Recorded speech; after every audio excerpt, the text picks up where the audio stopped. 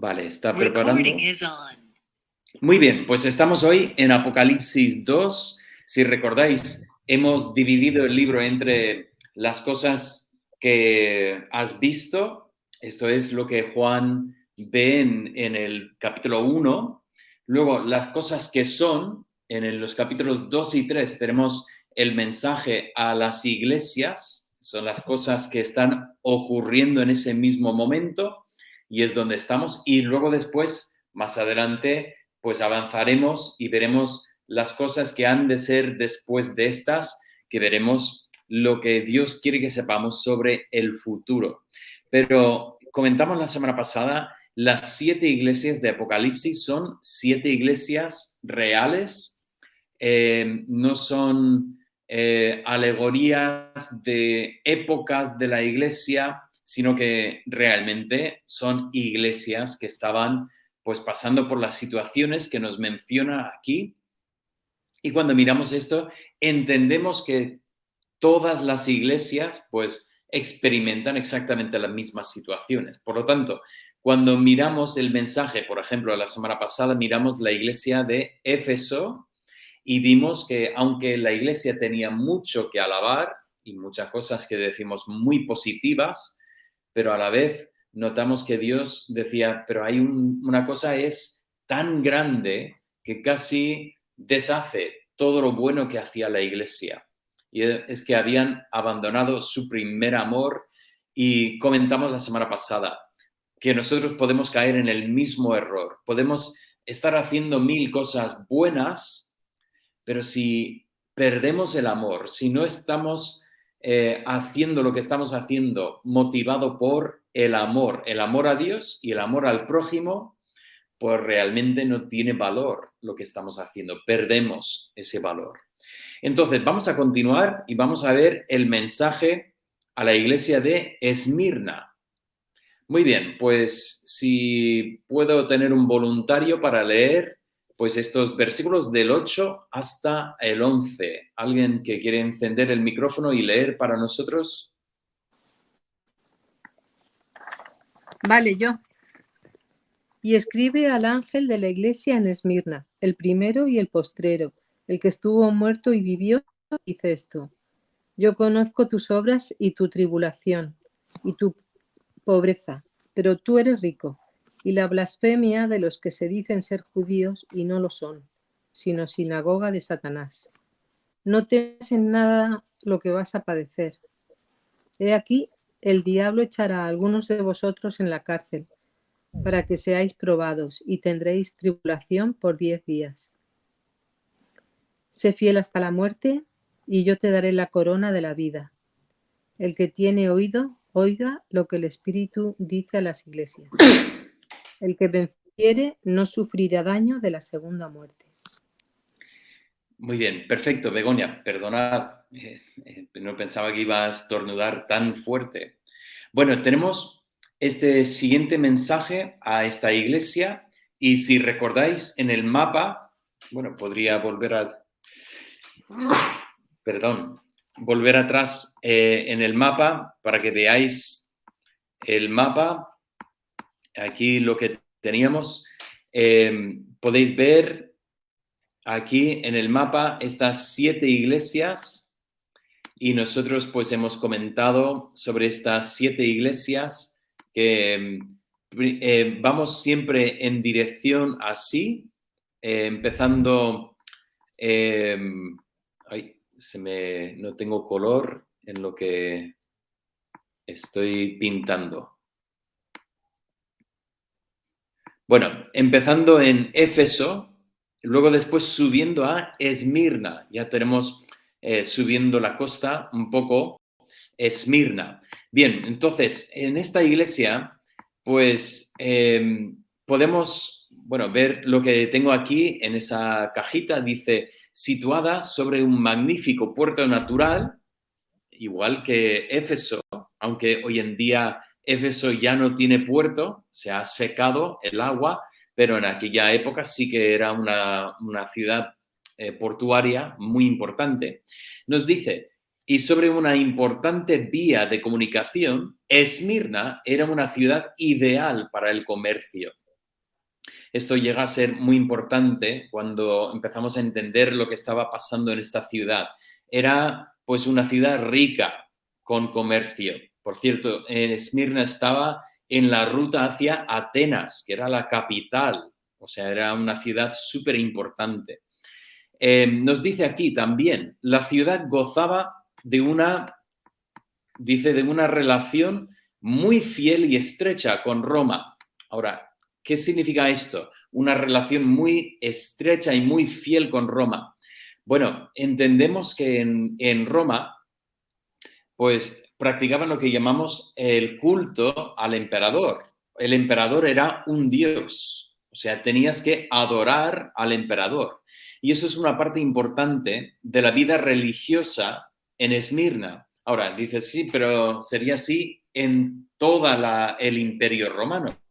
Sí, pero había ciudades donde era menos importante. Por ejemplo, en Éfeso, donde los efesios adoraban a Diana, esa Artemis es otro nombre para esa diosa, pues esa era la divinidad local y era tan importante que casi pues quitaba importancia al culto al emperador. Y sin embargo, en Esmirna no era así. El emperador era sumamente importante. Bueno, otro dato importante aquí, tenía una,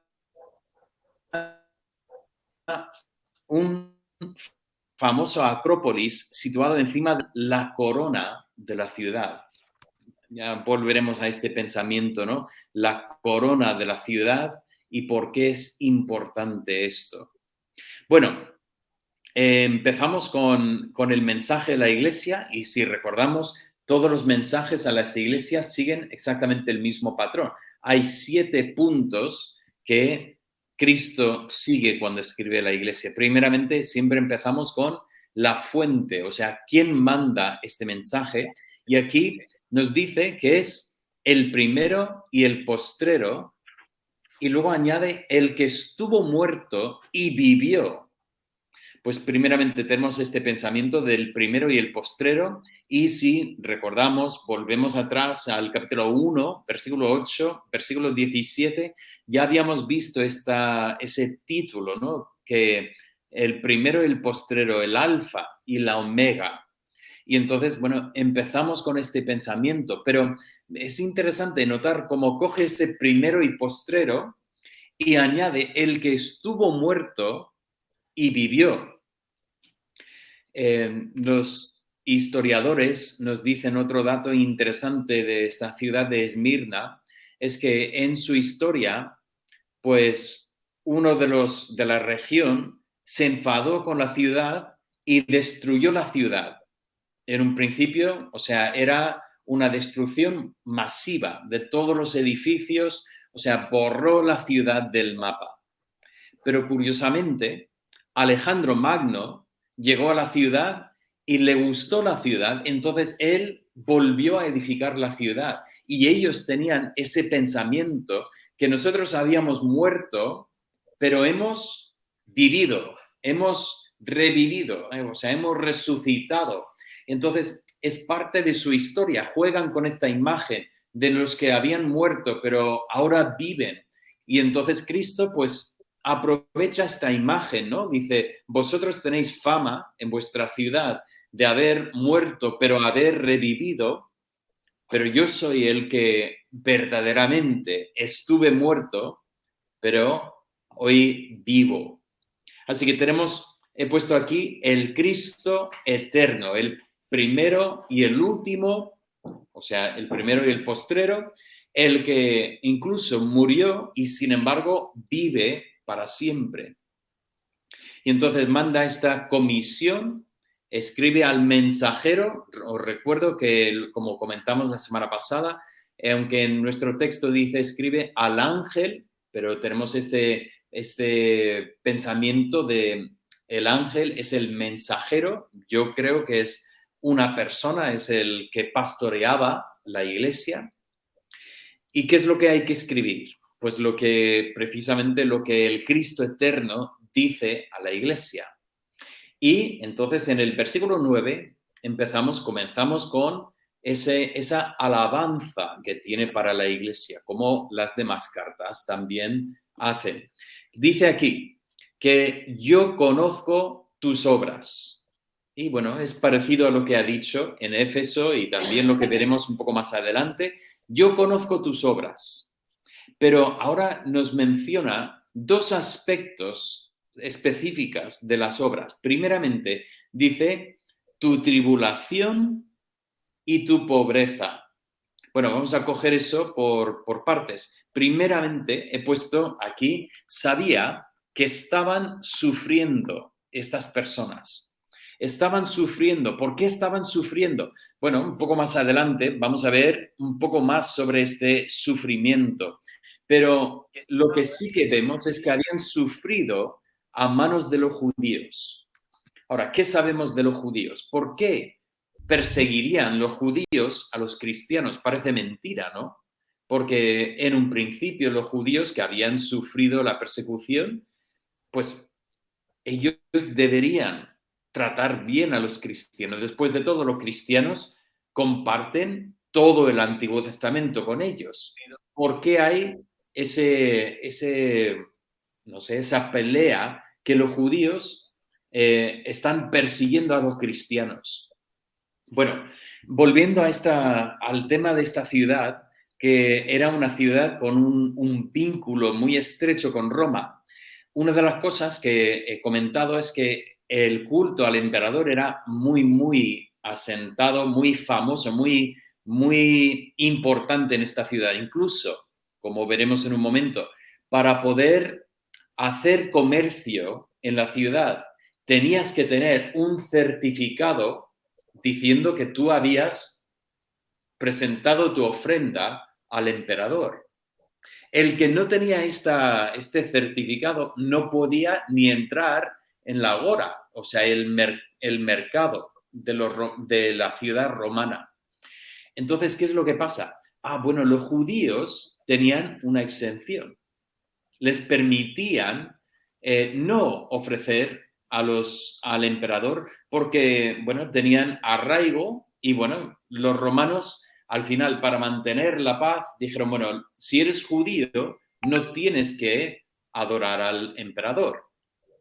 No obstante, el cristiano no gozaba de esta exención. Por lo tanto, el cristiano que ponía presión y decía, oye, habéis dejado a los judíos no sacrificar, déjanos a nosotros también. A los judíos no les interesaba esa petición para nada. Decían, oye, a nosotros nos han dejado, pero no molestes, o sea, no toques nada.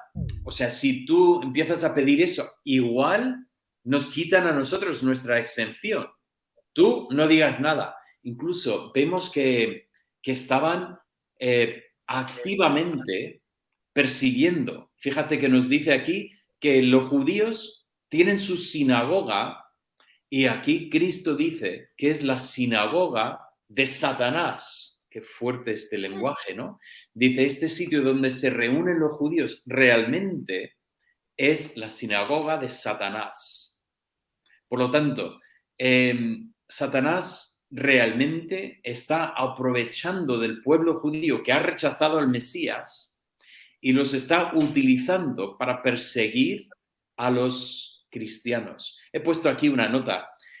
Sigue como la influencia, Satanás sigue como la influencia detrás de muchas religiones, porque el mejor disfraz es el que nadie espera. A Satanás nos dice que le gusta disfrazarse como un ángel de luz. Y aquí vemos realmente esta sinagoga de Satanás, que realmente es eso. Pero no solamente habían sufrido a manos de los judíos, sino también a manos de los paganos. Incluso los mismos paganos pues estaban persiguiendo a los cristianos. Así que Cristo empieza con este pensamiento: sé de vuestras tribulaciones, que habéis sufrido mucho. Pero no solamente vemos aquí ese sufrimiento, sino que también nos dice que eran pobres.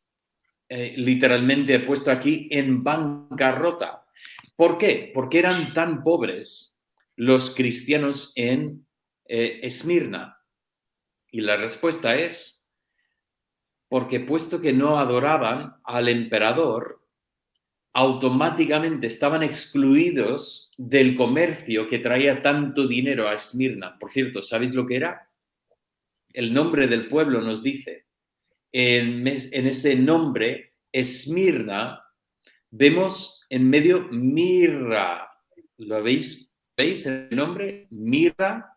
De hecho, cuando, por ejemplo, pusieron mirra para preparar el cuerpo, o sea, las mujeres que traían mirra al sepulcro el domingo por la mañana pensando que iban a preparar el cuerpo del Señor, seguramente traían mirra que venía de Esmirna. O sea, es algo curioso. Entonces, era un pueblo súper rico, un pueblo que tenía mucha ganancia y, sin embargo, los cristianos estaban excluidos. Por eso eran muy pobres. Pero me encanta cómo dice, lo pone en paréntesis, lo podemos ver aquí arriba, dice, pero tú eres rico. O sea, la pobreza material realmente no significa necesariamente la pobreza. Más bien, uno puede ser pobre materialmente, pero ser rico en otros sentidos. Pues tengo unos pasajes aquí que nos hablan de esto. Lo tengo aquí, por ejemplo, en 2 Corintios 6:10 nos dice, a Pablo habla de los corintios, que dice, como pobres, más enriqueciendo a muchos, como no teniendo nada, más poseyéndolo todo. Y porque los de Esmirna tenían a Cristo, aunque eran pobres en el sentido material, realmente eran ricos. Recordamos la historia del rico que estaba tan contento consigo mismo porque su campo había producido tanto en ese año que iba a tirar sus graneros y hacer graneros más grandes. Y allí Dios le dijo, necio, esta noche se te pedirá tu alma. Y nos dice Cristo, así es cualquiera que se hace rico en cuanto a las cosas materiales, pero no se hace rico en lo espiritual. Siempre es importante enfatizar que la Biblia nunca dice que tenemos que ser pobres o que ser pobres es automáticamente espiritual o nos ayuda a ser más espirituales. Desde luego puede haber pobres que viven tan cegados con el afán de las cosas, con la avaricia, que al final pierden a Cristo. Y puede ser ricos, puede haber ricos que a pesar de lo que tienen, ponen su confianza en Dios y se hacen ricos para con Dios. Y realmente el tema no es si tenemos que ser pobres o ricos, el tema es que tenemos que aprender a utilizar bien lo que Dios nos da en este mundo. Bueno, yo salté una cosa que quería decir, entonces voy a volver atrás un momento, porque ya lo veo aquí y lo había saltado. Sabes que aquí pone que habían sufrido mucho a manos de los paganos, voy a volver a ese color, a manos de los paganos, y pensando en Hebreos 10:34, nos habla a los cristianos que habían sufrido el despojo de sus bienes. O sea, ese pensamiento de que viene uno y te quita lo poco que tienes. Y entonces entendemos que esto es lo que había pasado también con esta iglesia. Muy bien, pues vamos a avanzar. Hemos hablado de la alabanza y lo que esperamos en el siguiente punto es la amonestación. Y sin embargo, curiosamente, Cristo no tiene nada negativo que decir a esta iglesia. Qué bendición sería que Cristo escribiera una carta a nuestra iglesia y no tuviera nada negativo para decirnos. Ojalá que vivamos de tal forma que estemos, no porque seamos perfectos, sino porque estamos tratando con nuestro pecado de manera diaria. Hemos estado hablando de la importancia del arrepentimiento.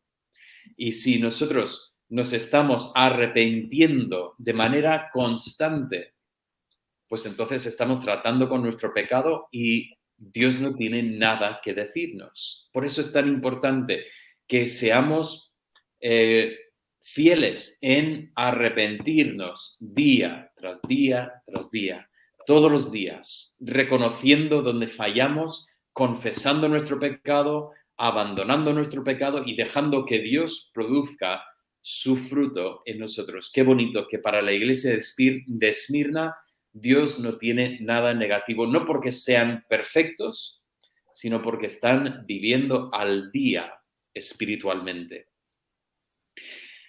Pero en cuanto a la corrección, en cuanto al consejo que tienen para la iglesia, no es en relación a la amonestación, más bien un consejo para una iglesia que está sufriendo en su pobreza y en su persecución. Sus palabras son: no temas en nada lo que vas a padecer. Literalmente podríamos decirlo así: deja de temer lo que vais a padecer. Sabes que uno de los dolores que tenemos mentales es la anticipación de lo negativo que puede pasarnos. Empezamos a pensar en lo que podría ir mal y decimos: no quiero que pase, espero que tenga yo la fuerza cuando venga el momento. Y aquí dice, no es que no lo pienses, es que más bien deja de tener miedo en cuanto a esto. ¿Por qué? ¿Por qué podemos decir que debemos dejar de tener miedo? La respuesta es porque Dios siempre da la gracia suficiente que necesitamos para las pruebas que nosotros pasamos. No quiero decir que todo va a ser fácil, pero quiero decir, cuando llegue la prueba, Dios nos va a dar la fuerza y la gracia que necesitamos para pasar por ese momento. Y por lo tanto, aquí he puesto aquí en el segundo punto, aunque sean probados por Satanás, recordamos, decía que allí en su ciudad estaba la sinagoga de Satanás. Aunque sean probados por Satanás, incluso incluyendo la muerte, si estaban en la cárcel era porque estaban esperando la muerte realmente. Dios les da ese consuelo. Tendrán tribulación por poco tiempo. Literalmente les dice 10 días. 10 días vais a tener esa dificultad, esa tribulación. Es que esa leve tribulación, recordamos este pasaje de Corintios, nos dice que esa leve tribulación que nosotros experimentamos aquí produce en nosotros un cada vez más fuerte peso de gloria. Y ese es el consejo que tiene para ellos. Ya pasará este tiempo, pasará rápido, pero nosotros tenemos que mantenernos firmes. Y aquí, a continuación, nos da esa súplica: sé fiel hasta la muerte. Qué palabras, ¿no? Ese pensamiento de que Dios podría incluso permitir que suframos en esta vida y experimentemos muerte. Pero desde luego, o sea, nos toca a todos morir. ¿Qué más da si morimos de viejos o si morimos de enfermedad o si morimos por persecuciones?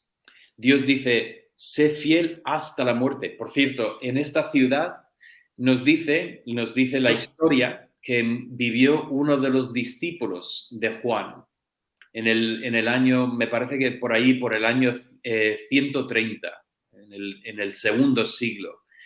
Y cuando lo llevaron para el martirio, para matarlo, le dijeron, mira, no queremos matarte. Tú denuncia a Cristo y podrás volver a tu casa. Y él dijo la frase famosa, dice, y 86 años he servido a mi Señor y jamás me ha hecho mal. ¿Cómo voy a denunciarle? ¿Cómo voy a rechazarle ahora, al final de mi vida? Y al final, pues murió por la causa de Cristo, precisamente como nos dice aquí, siendo fiel incluso hasta la muerte. Y entonces viene esta súplica que vemos en todas las cartas. El que tiene oído para oír, oiga. Yo miro las imágenes y veo que todos tenemos oídos. Bueno, orejas veo, pero entiendo que detrás de esta oreja hay un oído. Pues si tenemos oídos, más nos vale oír lo que Dios ha dicho a la iglesia, porque lo que dice a esta iglesia es importante también para nosotros. Y la promesa, promete la corona de vida. ¿Recordáis lo que dije antes? Que la ciudad tenía como una acrópolis y lo llamaban la corona de la ciudad. Eran los edificios en la colina que lo miraban como si fuese una corona. Y Dios promete una corona de vida para estos cristianos. Y no para ellos solamente, sino para todos nosotros. Nos espera esa corona que es la vida eterna con nuestro Señor. Y nos dice, al que venciere, no sufrirá la segunda muerte. Nosotros entendemos que todos tendremos que sufrir la muerte, a no ser que estemos viviendo en el momento en que Cristo vuelva para recoger a su iglesia. Pero si no es el caso, y no sabemos si somos de los que estaremos o si tocará otra generación, pero todos tendremos que sufrir la muerte. Pero aquí a esta iglesia que tenían que sufrir persecución, algunos de ellos incluso la muerte por la causa de Cristo, aquí les dice, es lo peor que os puede pasar, morir una vez y después de esto no habrá otra muerte. Y sin embargo, qué triste el pensamiento de los que sufrirán la primera muerte en esta vida y solamente les espera por delante una segunda muerte, que es una muerte eterna, en la separación del cuerpo y su creador. O sea, con ese cuerpo nuevo, estar completamente separado de su creador para toda la eternidad. Esta es la segunda muerte. Pues vamos a avanzar y vamos a hacer el mensaje a la siguiente iglesia.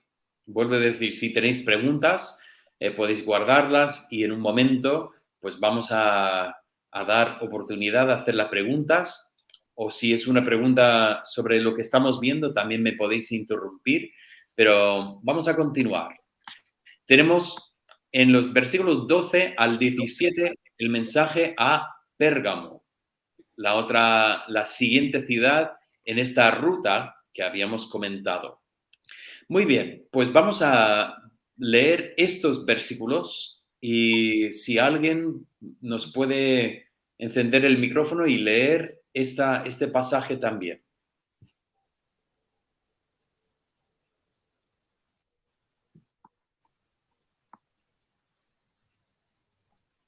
Yo. Vale. Muy bien, Patricia. Esta que se acomoda. Y escribe al ángel de la iglesia en Pérgamo. El que tiene la espada aguda de 2 filos dice esto. Yo conozco tus obras y dónde moras, dónde está el trono de Satanás, pero retienes mi nombre y no has negado mi fe, ni aun en los días en que Antipas, mi testigo fiel, fue muerto entre vosotros, donde mora Satanás. Pero tengo unas pocas cosas contra ti, que tienes ahí a los que retienen la doctrina de Balaam, que enseñaba a Balac, a poner tropiezo ante los hijos de Israel, a comer de cosas sacrificadas a los ídolos y a cometer fornicación. Y también tienes a los que retienen la doctrina de los nicolaitas, los que yo aborrezco. Por tanto, arrepiéntete, pues si no, vendré a ti pronto y pelearé contra ellos con la espada de mi boca. El que tiene oído, oiga lo que el Espíritu dice a las iglesias. Al que venciere, daré a comer del maná escondido, y le daré una piedrecita blanca, y en la piedrecita escrito un nombre nuevo, el cual ninguno conoce, sino aquel que lo recibe. Bien, pues ¿qué sabemos de Pérgamo, esta ciudad? Pues nos dice la ciudad misma, edificada sobre una colina más de 300 kilómetros sobre el nivel del mar. Pues ya me hace pensar un poco en Petrer, que nosotros también estamos por ahí por 300 metros. Eso tiene que ser metros sobre el nivel del mar, no kilómetros, por cierto. Gozaba de una buena relación con Roma. Sí, no estaba en el Everest o algo así. 300... No, eso no es el Eso estaba en el espacio ya. Gozaba de una buena relación con Roma y una biblioteca de 200.000 tomos. Ese número creo que sí que lo tengo bien. El segundo más grande del mundo antiguo tras la de Alejandría. El culto al emperador romano impregnaba la ciudad junto con el culto a varios dioses, uno de los más famosos de los cuales es Asclepios, dios de la medicina. Por cierto, cuando habéis visto este nombre Pérgamo, ¿habéis pensado en la palabra un pergamino? ¿Habéis entendido esto de pergamino? ¿Vale? Tenemos un poco de eco aquí. Vale. Un momento.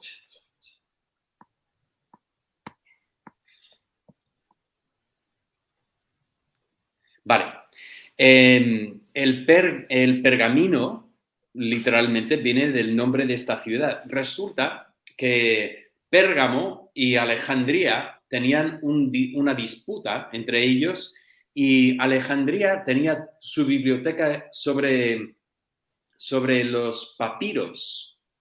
Entonces, había una disputa sobre cómo conseguir estos papiros.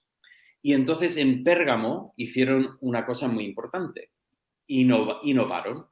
Entonces, en vez de seguir comprando los papiros de Alejandría, ellos inventaron el pérgamo, o sea, un pergamino, que es la piel, es papel, vamos a decirlo así, papel que realmente está hecho del cuero de un animal.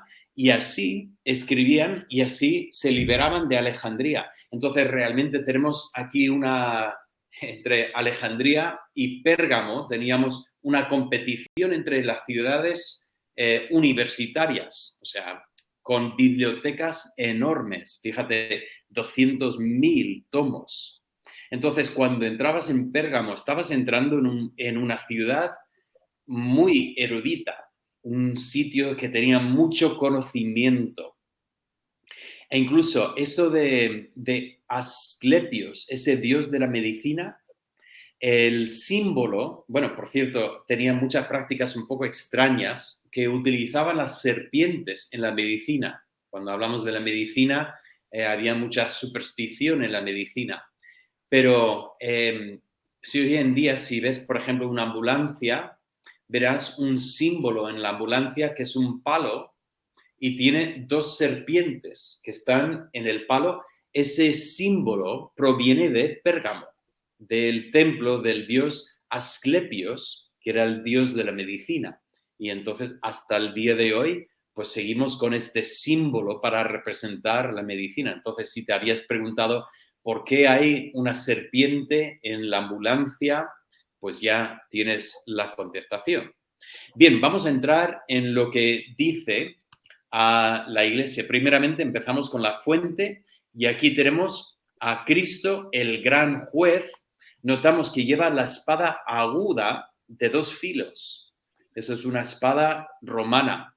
Y si has visto las espadas romanas, esa espada corta, pues esta es la espada de 2 filos, que lo conocemos también de Hebreos, que dice que la palabra de Dios es como una espada más cortante que una espada de 2 filos. Y ese pensamiento que usaban los romanos para luchar por un lado y por otro, que cortaba de los 2 lados, aquí tenemos esta imagen de Cristo, el gran juez, que tiene esta espada de doble filo. Viene esa comisión, escribe al mensajero de la iglesia de Pérgamo y la alabanza. Una vez más, empezamos con estas palabras: yo conozco tus obras igual que habíamos visto en los otros mensajes. Dice primeramente que vivían en una situación difícil. Ahora, si en Esmirna había hablado de la sinagoga de Satanás, pues aquí entramos un poco más allá.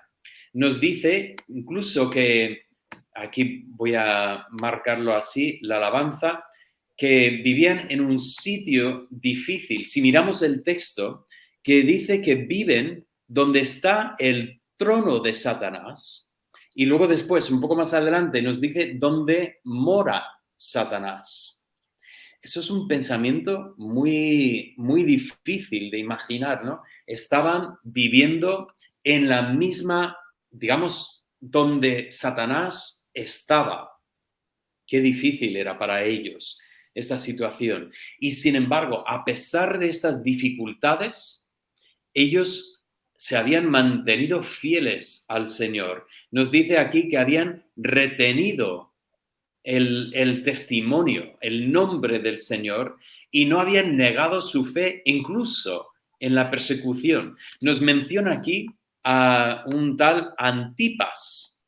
No sabemos mucho sobre Antipas, no sabemos más de lo que vemos aquí, pero simplemente sabemos que era uno de los cristianos en Pérgamo y él se mantuvo como un testigo fiel y sufrió la muerte. Pero no habían negado su fe y los cristianos en Pérgamo habían hecho lo mismo. Tenemos una iglesia, una vez más, ejemplar. Decimos, se habían mantenido fieles al Señor y sin embargo, Dios sí que tiene algo para decirles, la amonestación. Aunque se habían mantenido fieles en la persecución, resulta que los que retenían la doctrina de Balaam, ellos pues los tenían ahí en la iglesia. Nos dice que tienes ahí a los que retienen la doctrina de Balaam. Ahora, ¿qué es la doctrina de Balaam? ¿Recordamos quién era Balaam? En el libro de Números encontramos su historia. Era un profeta de Dios, pero que no pertenecía al pueblo de Israel. Y el rey Balac lo llamó para maldecir al pueblo. Ahora, es una historia más larga, os animo a repasar la historia. Si estáis leyendo en el calendario, pues dentro de no mucho estaremos en el libro de Números y estaremos leyendo otra vez esta historia. 3 veces Balaam intentó maldecir al pueblo de Dios y Dios no le permitió. Y entonces al final Balac se enfada con él y dice, mira, es que tu Dios te ha privado de riqueza. Qué interesante, Dios te ha privado de riqueza. No, Dios no permitió que Balaam maldijera al pueblo. Pero lo que entendemos si seguimos leyendo con cuidado es que cuando Balac despide a Balaam, Balaam al final vuelve con un pensamiento. Dice, Dios no me permitió maldecirlos, pero yo tengo un plan para que caiga una maldición sobre el pueblo. Entonces, lo que ocurre es que la idea de Balaam es tentar a los israelitas aprovechando las mujeres para invitar a los israelitas a participar en el culto a los dioses paganos que tenían el pueblo de Balac. Y entonces, nos dice aquí que Balaam enseñaba a Balac a poner tropiezo ante los hijos de Israel. No solamente era poner tropiezo, o sea, específicamente, ¿qué era este tropiezo? Nos dice específicamente a comer cosas sacrificadas a los ídolos. Bueno, ahora tengo todo marcado. Pero no solamente esto, a cometer fornicación, que nos dice aquí. Ahora, había personas en la iglesia en Pérgamo que estaban pues diciendo que se podría pues participar en el culto pagano, comer las cosas sacrificadas a los ídolos, incluso participar en la fornicación que existía en la religión y que no pasaba nada, no era un problema. Al final, a Dios no le importa. Eso es lo que llamamos nosotros un dualismo que el cuerpo está por un lado y el alma por otro lado. Y Dios realmente a Dios no le importa lo que haces con tu cuerpo, lo único que importa es lo que haces con tu alma. Por lo tanto, puedes hacer lo que te dé la gana, pero espiritualmente tienes que dar tiempo a Dios. Eso es un grave error. Dios quiere todo que amemos con nuestra alma, con nuestro espíritu, con todo nuestro, ama a Dios, con todo tu, a ver si lo digo bien, si me ayudáis, mente, alma y fuerzas. O sea, tenemos el pensamiento que Dios quiere el ser entero. Dios no está buscando solo un apartado de nuestra vida. Así que Dios dice, ¿cómo puedes tener? O sea, dejas que estas personas estén en la iglesia y que estén influyendo a otros. No debe ser así. E incluso, no solamente tenían a estos que los llaman aquí, que tenían el error de Balaam, sino los que retenían la doctrina de los nicolaitas. ¿Os suena esto? Los nicolaitas, lo comentamos cuando hablamos sobre Éfeso. No sabemos exactamente cómo eran, pero Dios dice que su alma aborrece a los nicolaitas. Los puedes ver en el 2:6, en el mensaje a Éfeso, pero Dios dice, yo los aborrezco. Nos dice, la que yo aborrezco. Dios aborrece la doctrina de los nicolaitas. Desde luego, Dios está dispuesto a perdonar incluso a los falsos maestros si se arrepienten ante Él. Pero Dios dice, esa doctrina yo la aborrezco. Oye, es muy importante en este tema que entendamos la importancia de la limpieza doctrinal. Hay personas que enseñan cosas que no están en la Biblia y es un asunto importante. No es para decir, no pasa nada. No, debemos darle importancia porque la doctrina de Dios, a Dios le importa. Dios aborrece lo que es la doctrina falsa y por lo tanto nosotros debemos buscar la pureza en la iglesia. Debemos intentar mantenernos en la doctrina bíblica para no desviarnos. La corrección, pues aquí nos dice que la corrección es simplemente arrepentirse, cambiar de actitud y de acción. Incluso en este contexto, empezar a practicar la separación. Dios quería que confrontaran a estos seguidores de Balaam, a estos nicolaitas, y los confrontaran con su doctrina. Si la gente quiere arrepentirse, que se queden. Si no, que se vayan.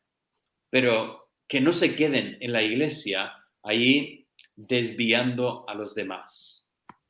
La súplica a la iglesia, la súplica es primeramente juzgar a estas personas, falsos maestros, porque si no, vendrá el Señor y Él lo hará.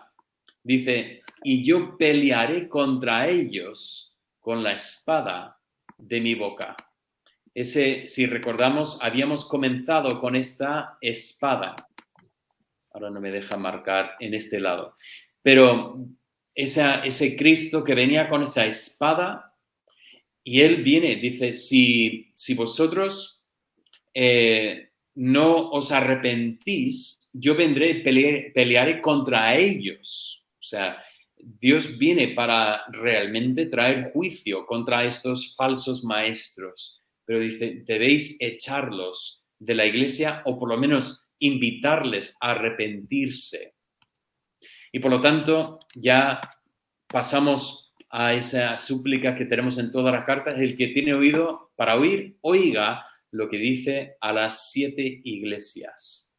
Y la promesa, el final de la carta, esa promesa viene para el que vence en medio de la dificultad.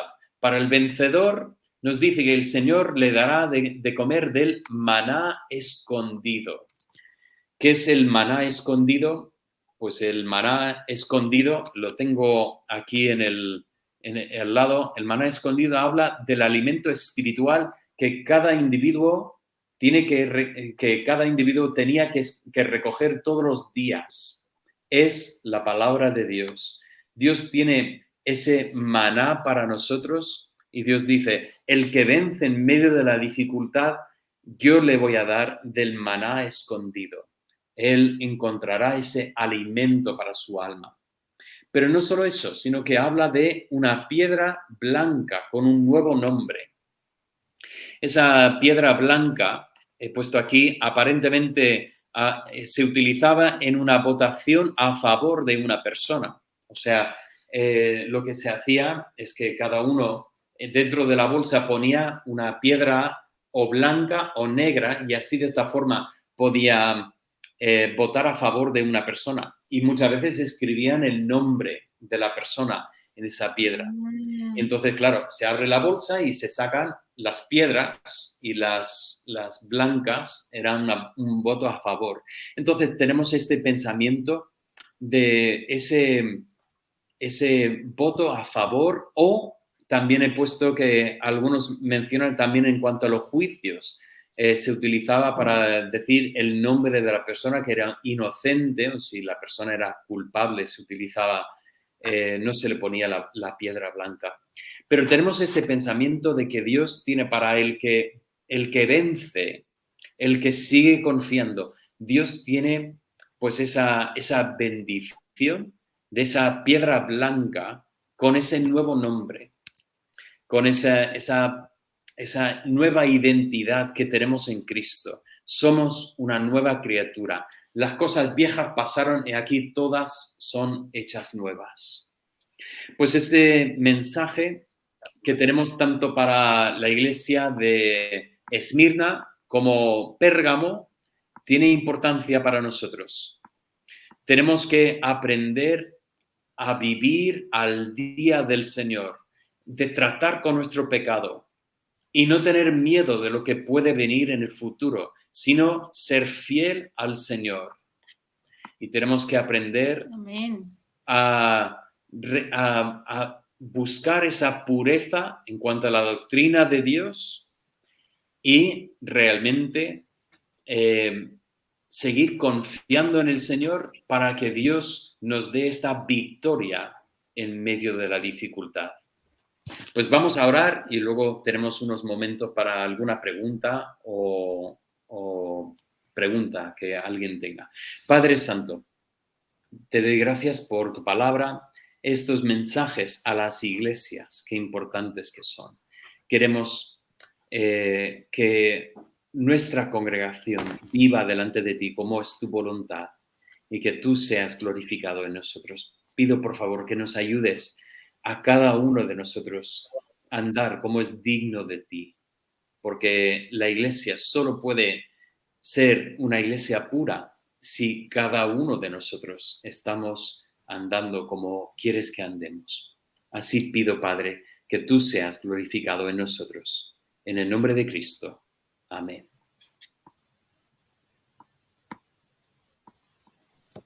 Amén. Amén.